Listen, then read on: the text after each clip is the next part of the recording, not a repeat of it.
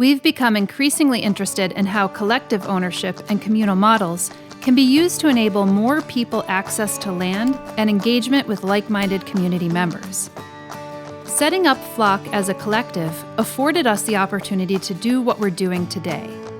Without that, this would have been more or less a dream that would have likely never been acted upon. We've already highlighted cooperative models like the eco-village at Ithaca, farm operations and CSAs, a cooperative grocery, and even touched upon different ways to structure these models.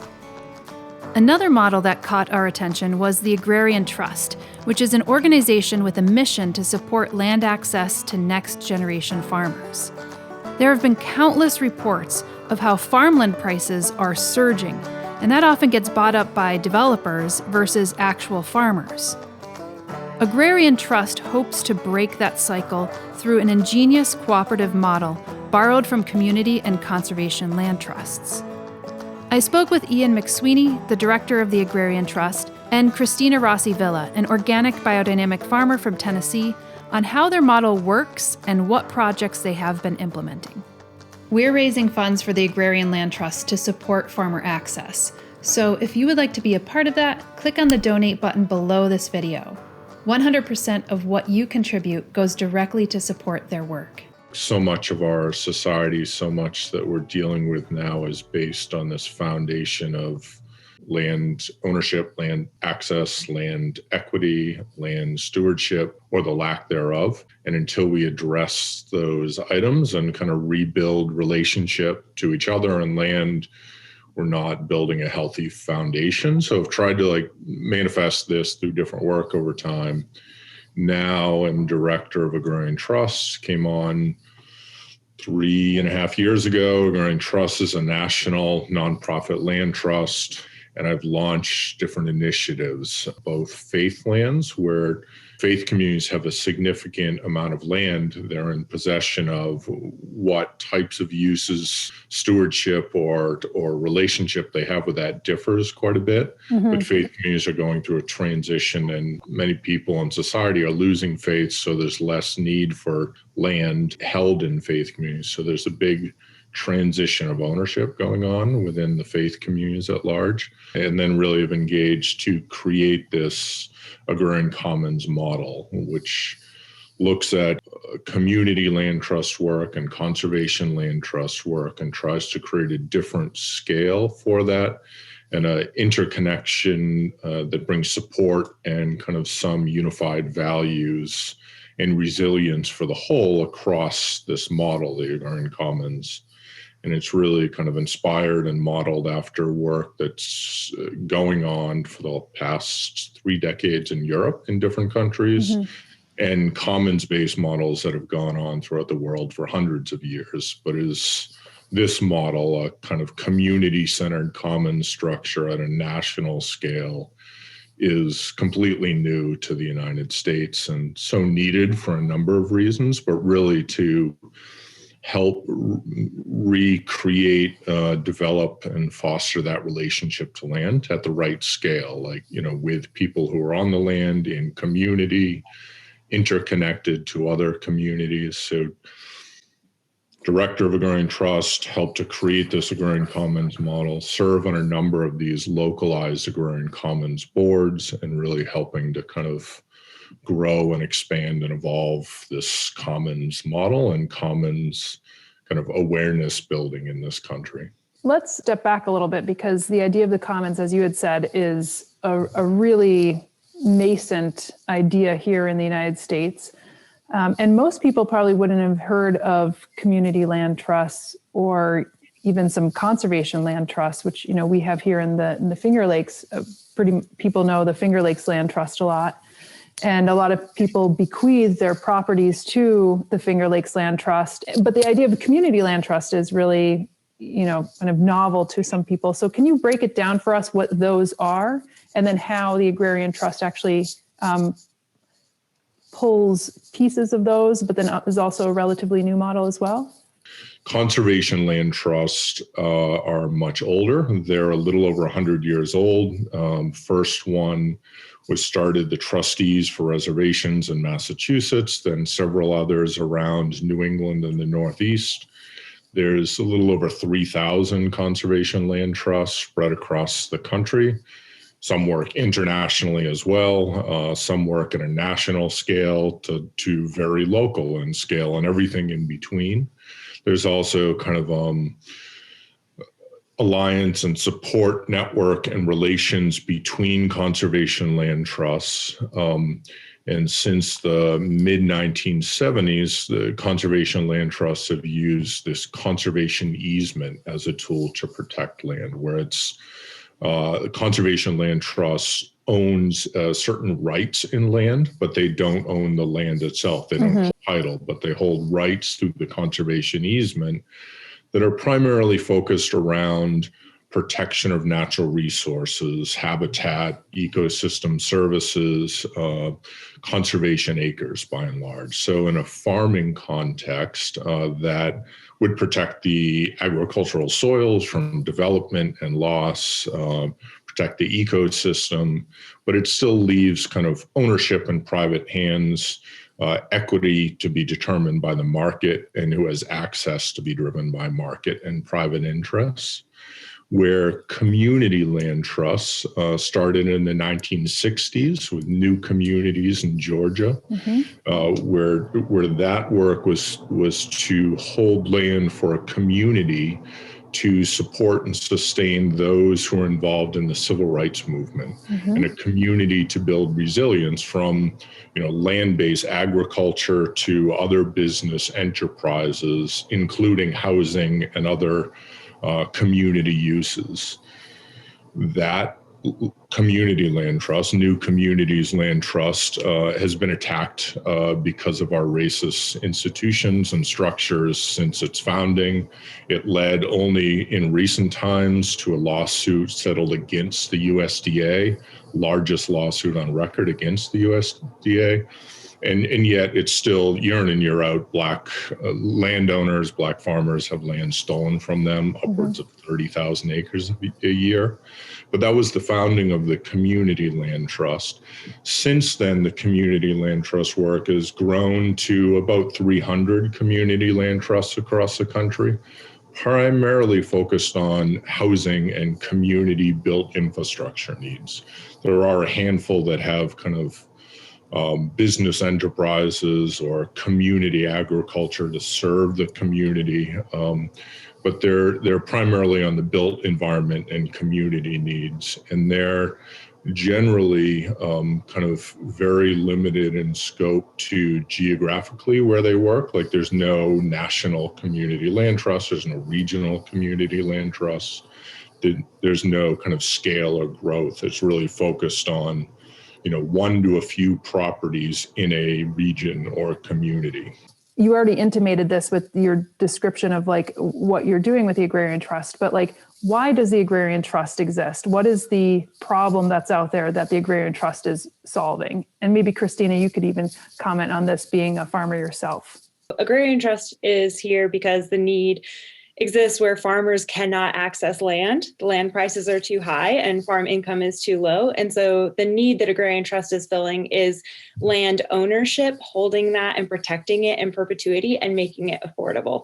So the conservation easement is wonderful in the way that it protects natural resources and spaces, but without taking the land off the market, the problem still exists where the price is too high and who gets access to that land. And then the Community Land Trust, like you said, does work on issues about affordability and so forth, but they don't typically work in the agriculture sector. So Agrarian Trust has brought together the best parts of multiple different land trust models and put them into a new model that is protecting farmland, but also keeping it affordable and decommodifying it. So taking it off of the commodity market so that it can't be bought and sold anymore. And that has created amazing change already throughout the country. You can see the different agrarian commons models that are already currently working, and the young farmers who have access to that land now, the communities that have access to that land now, how it has helped their food sovereignty and food security and their local economies. It's pretty amazing. I would also imagine that you have viable farmland. And if some of this viable farmland is going to go into, let's say, development, for instance, that's perfectly beautiful farmland that, if it's maintained very well, is completely off the market forever. Because once you start doing development on there, it's going to be really hard to maintain the soil productivity or anything like that, for instance. Yeah, and actually 2,000 acres a day are lost currently to development. And so it is a serious issue. Like, where's our food going to come from in the future? What are some of the other challenges? Sorry, Ian, we'll get back to you because I want you to maybe fill in some of the gaps. But Christina, now that we have you here, what are some of the other challenges, though, that farmers face aside from getting the land? I'd imagine like infrastructure, maybe they're the first time farmer and they're really like learning the ropes. What are some other things? And does the Agrarian Trust like plug into that? Or do you partner with other organizations in order to be able to assist? Yeah, so the Agrarian Trust and the Agrarian Commons model supports farmers in many different ways. So the first, most obvious, important way is by breaking down the barrier of the financial burdens that come with accessing land. So typically a mortgage payment, the down payment that's so difficult. And by helping fundraise and bring resources to that, to take that away, it allows the farmer to be able to use those resources that they do have access to in things like infrastructure, which is a huge hurdle for starting a farm. So with the Agrarian Commons model, the farmer is able to build equity. That's something that makes it so unique and amazing. And one of those ways that the farmer is able to build equity is through infrastructure improvements. Mm-hmm. So not only is the farmer allowed to build infrastructure themselves, but with the support of Agrarian Trust and the local Agrarian Commons, more resources are funneled in to support that farmer in building infrastructure and maintaining it. And then another key thing that isn't talked about as much with the Agrarian Commons model, but that as a farmer, I feel very strongly about a great benefit that it brings, is the support and network that the Agrarian Commons offers. So the Agrarian Commons model is supposed to hold between 4 and 12 farms, and that is just bringing it to a scale that's manageable and bringing community to farm support. Mm-hmm. So some things that a farmer who is farming on a reasonable scale, like a small scale farmer who's doing all the right things in land stewardship and ecological friendly manner, maybe can't afford or doesn't even have the need to put resources into something like a refrigerated truck mm-hmm. or a tax assistant or these other things that farming businesses and every business needs to survive.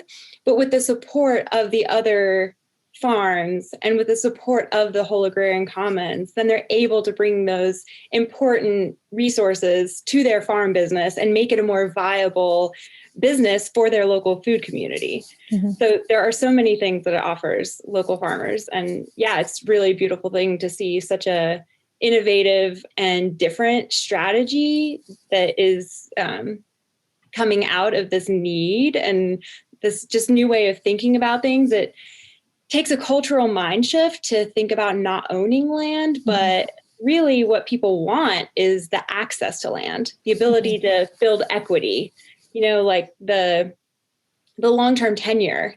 It's not really about who holds the deed. Right. So I guess, Ian, maybe you want to fill in some of this, but then I guess my question then is it when you get the land and it's held in the Agrarian Commons, is this something where, a farmer comes in and says, he or she says, hey, or a group of people say, hey, I want to actually come and farm this land. Are you giving long-term leases, like a 49 or 99-year lease, or how does it actually work? So kind of to expand in two ways there. One is the lease term. It differs quite a bit by state law. So, part of our work is to kind of provide the legal knowledge and framework of how this works from place to place. And being a national organization focused on local communities, we need to have that balance of context. So ideally, it's a 99-year lease. Some states only allow a 10-year lease. So we need to work within that context or advocate for change of that context, as it exists. Beyond that, though, really, this Agrarian Commons model works for many different kind of farmer landowner intersection points. Mm-hmm. So it could be, right, the farmer comes to us and says, I'm looking for land. Please help me find land. And we help find land, negotiate a purchase of land, fundraise for that land, acquire that land, and then convey a 99-year lease to that farmer we're working with, who is then part of that local agrarian commons community.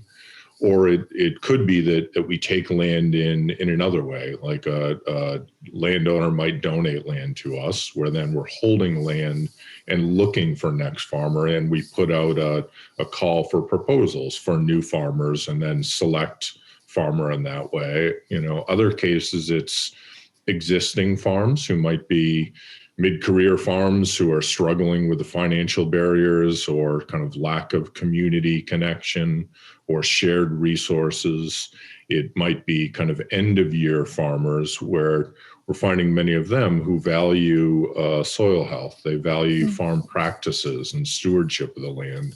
And they know that a conservation easement is going to protect that soil from development and serious degradation, but it's not going to require food production, regenerative agriculture, say. Right. Where this model can help ensure the next farmer and land steward will carry forward and build upon the legacy of agriculture and stewardship that current generation has carried forward. So that's another entry point for farmers. Is I've created this throughout my lifetime. I don't want to see it either, bulldozed and turned into housing or open for the commodity crop chemical agriculture. Let's move this farm into the commons. And at that point, then it's finding a new farmer who's, aligned with the legacy that's been created a farmer, and yet is able to kind of build and evolve and create into their own career there. So there's, different points of entry, but they all, for the farmer, are building long-term, ideally 99-year lease with equity building components. And that leaseholder is then part of the commons itself. So it's kind of bringing together a community. If the farmers who are getting the 99-year lease, for instance, want to actually build some infrastructure or get some, I guess it's not a mortgage, but a loan, right? For some of that. Do the banks understand this kind of model, or how does that work? Yes and no. So some banks do. It takes a lot of education. As you can imagine, the banks that have a greater understanding are those that you can have a direct relationship with the lenders and those that are decision makers, where banks that are a 1-800 number to customer service, it's very difficult to get their buy-in. It becomes difficult if your sole perspective is, moving from private property to commons property and a leasehold interest. Yeah. But if you also understand that the obstacle of private property prevents so many, right? That, less than 2% of people of color own farmland, and yet there are over 70% of the hands that farm. So, that injustice creates a reality where they're not even considering land ownership versus commons, or leasehold interests, say. Many other farmers simply can't make the finances work, of any background and ethnicity, like the finances to afford land, infrastructure, and investments needed to carry forward a farm in certain markets, and then generating income from certain farm types just financially do not work anymore. Yeah. So, humans, many people are marginalized and excluded from the land. So having a priority on this model being a pathway for land justice, land equity, land security, and all this brings for those that are excluded and marginalized is important. And, we working on a national model focused on this kind of one farm at a time in these small agrarian commons clusters, like, for us, it's trying to understand both the local and the national context. So an example would be in Maine, where we worked with the Somali Bantu community there. Maine is the whitest state in the nation, one of the oldest demographically, and the least diverse state in the nation. So the importance to work with people of color in Maine to secure, land and farm and equity for them is critically important in so many ways. And it is elsewhere as well, but really the local context of how to create the greatest impact for human and or land justice in a region is important to us. So, another example would be in West Virginia, the environmental degradation by many who live outside of West Virginia on the state to just, extract every resource that's available in the ground and the mountains and pollute the rivers and the communities has been our founding as an industrial nation. Mm-hmm. And yet we ignore that state. And it's important to think about land justice in that state. So thinking about securing a farm that is a community farm that produces food and connects to community,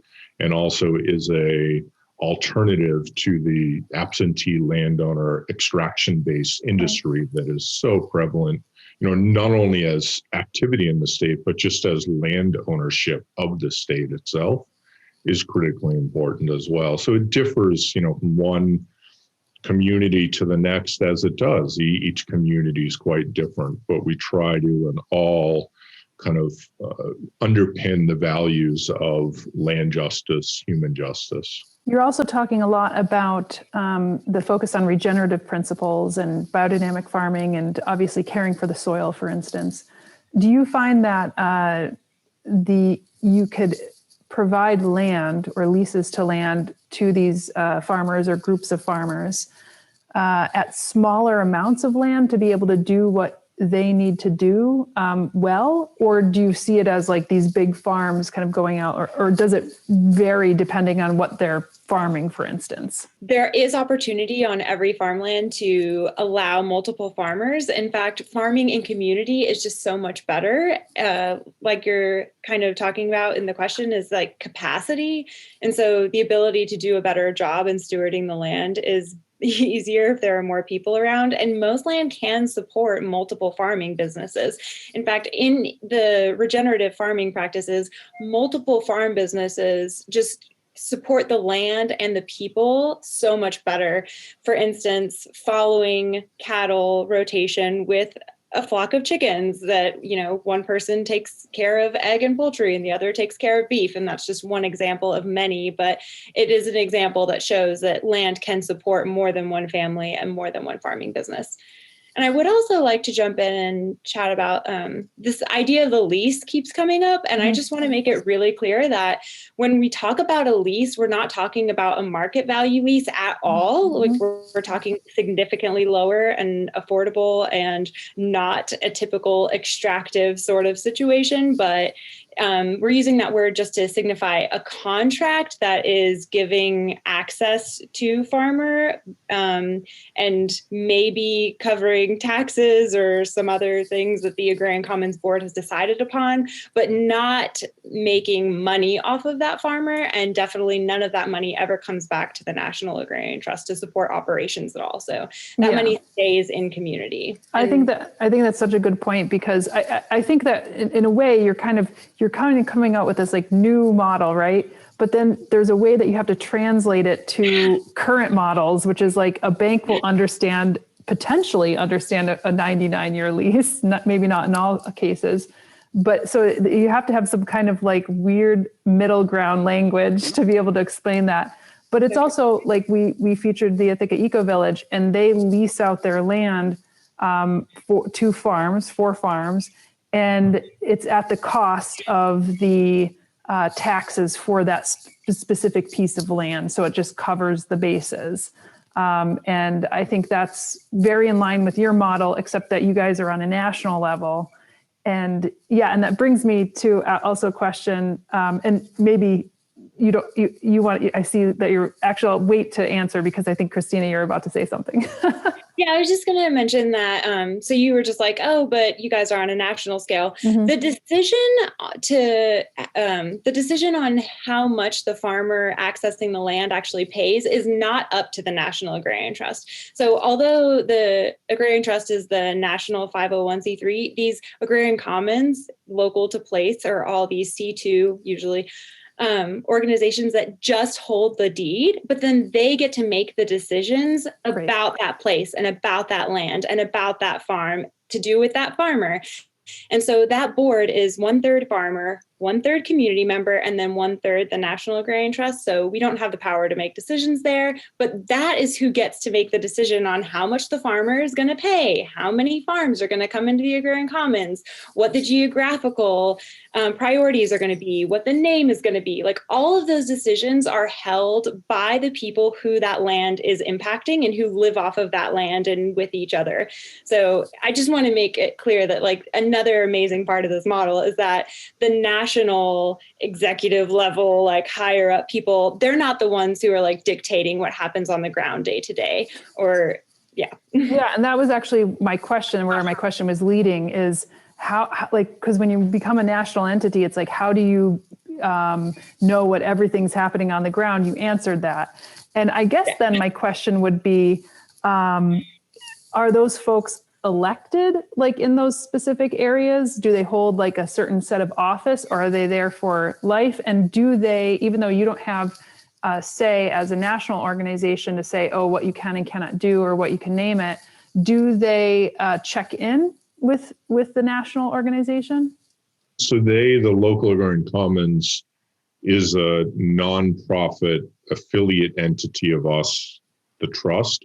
So there's baked into the model by IRS requirements and baked into the model by the bylaws and articles of incorporation itself. Like one, there's some kind of universal values held by all, like, chemical-free regenerative agriculture, say, equity components in the lease, say, would be another, certain stewardship standards, certain rights of nature, or, across all.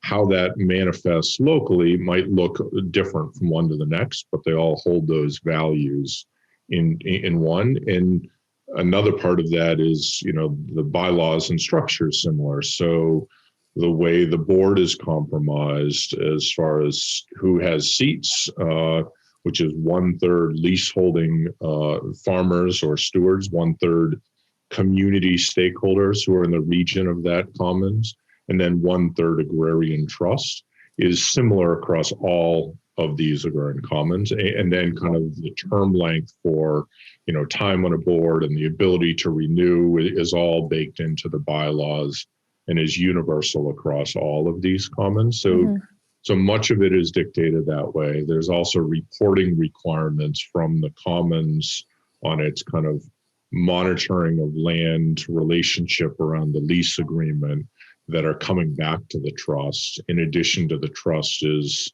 1/3 of that local commons board. So it's direct representation and engagement, and it's kind of reporting structural framework that keeps that connection between.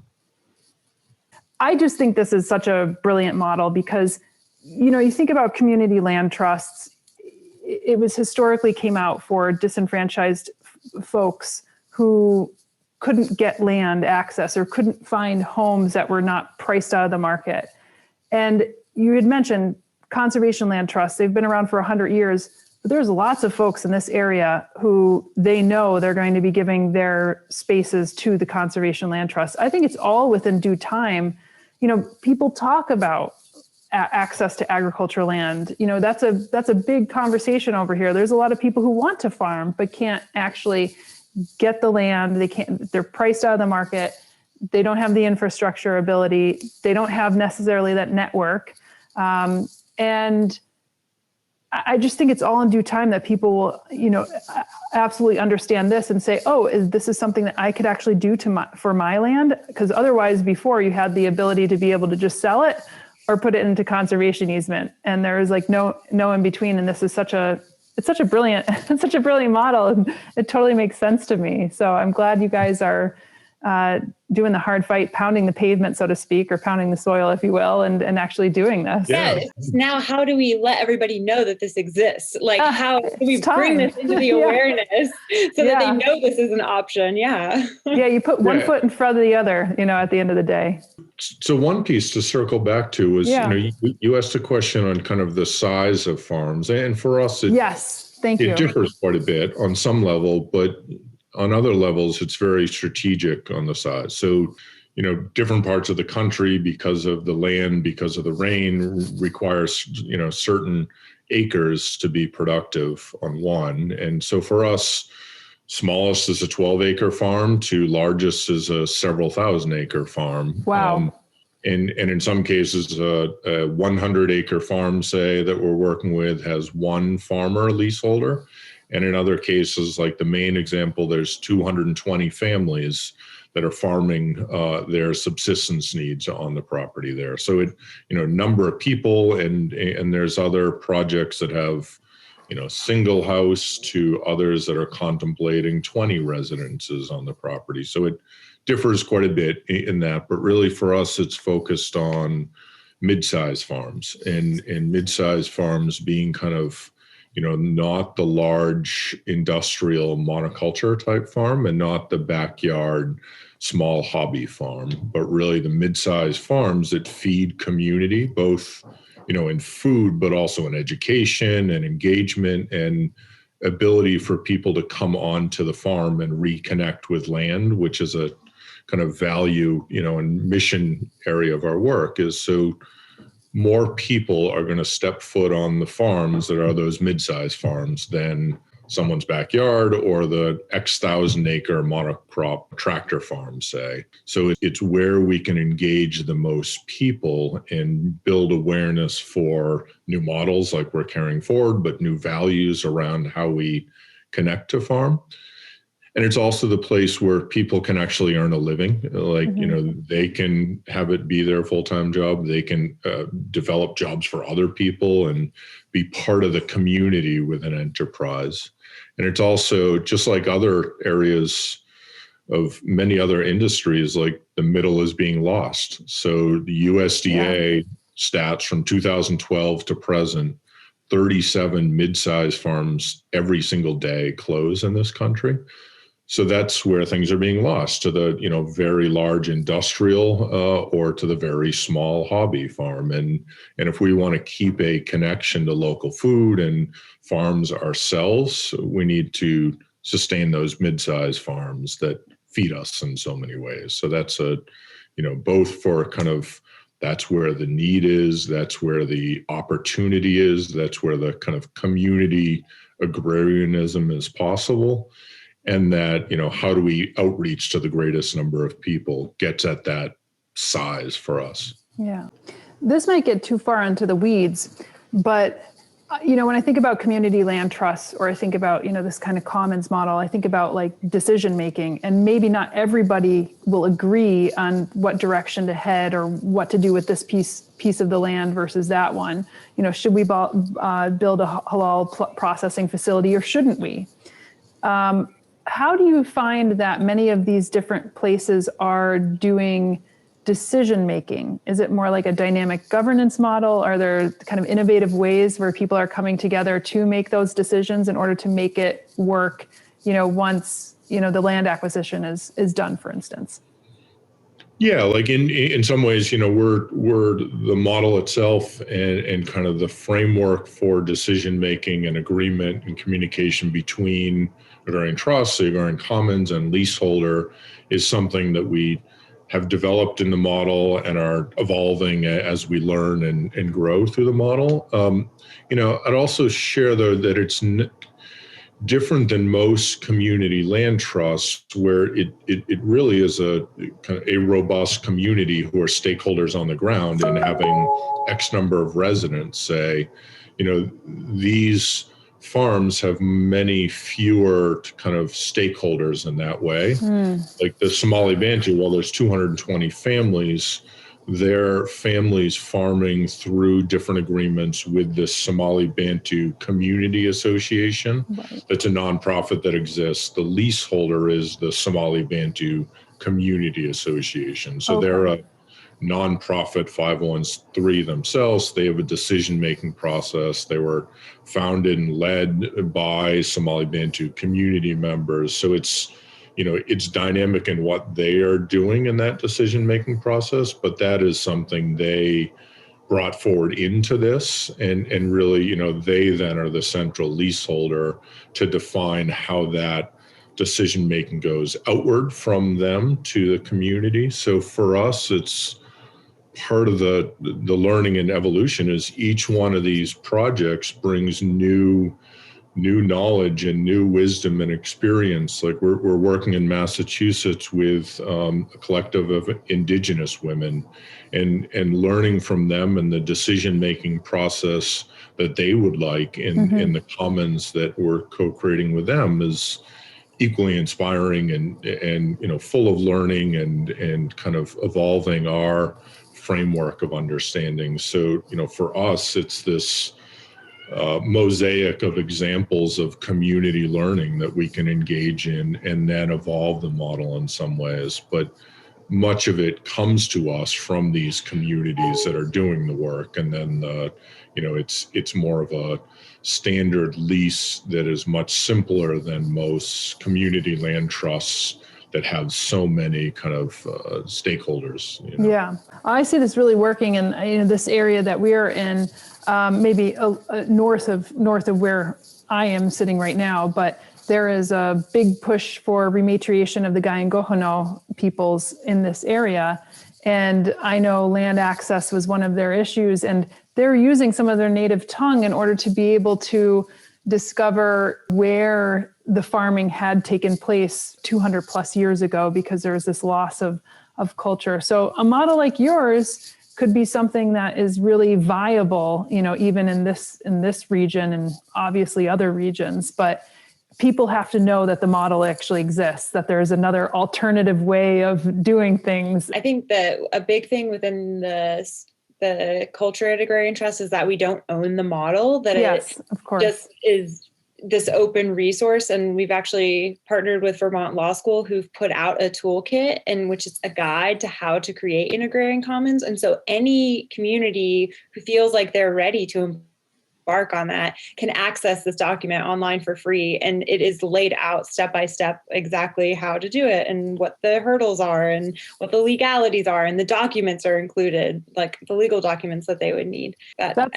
perfect. Thanks for mentioning that, because people need to feel empowered that there's this alternative way of doing things. And sometimes that hump is just understanding how to put the agreements, or how to actually talk to a bank, or how to actually explain these things in a language that like other folks understand. And we get that a lot too, because we're doing co-housing, and we had to like kind of work through, well, how does this work? We can't get a mortgage. We have to pay cash up front. Like there's all these types of things that come with it that could be too much of a barrier entry for people to want to enter and even consider this as an alternative.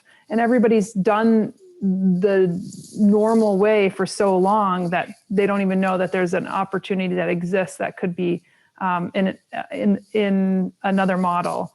So the fact that this is like open source and it's available for folks, I think that's just marvelous. Totally. Like right on our website, there's that Agrarian Commons toolkit under the Commons Alliance. And we're also building organizational capacity now to kind of provide human support and technical assistance out to others. Because, part of this work for us is to simply be an inspiration and performative art for others to replicate, evolve, tear apart, and create their own. That, we need to build new relationships to the land. And this is one way, but we need 1,000 more ways. But until those one ways gain traction and provide kind of pathway over some of the obstacles, it's just paralyzing for so many people. It's a missing piece in really, the structures of ownership and tenure. And don't forget, we're raising funds for the Agrarian Land Trust to support farmer access to land. So if you would like to be a part of that, click on the donate button below this video. 100% of what you contribute goes directly to support their work. Thanks again, and we'll see you in the next video.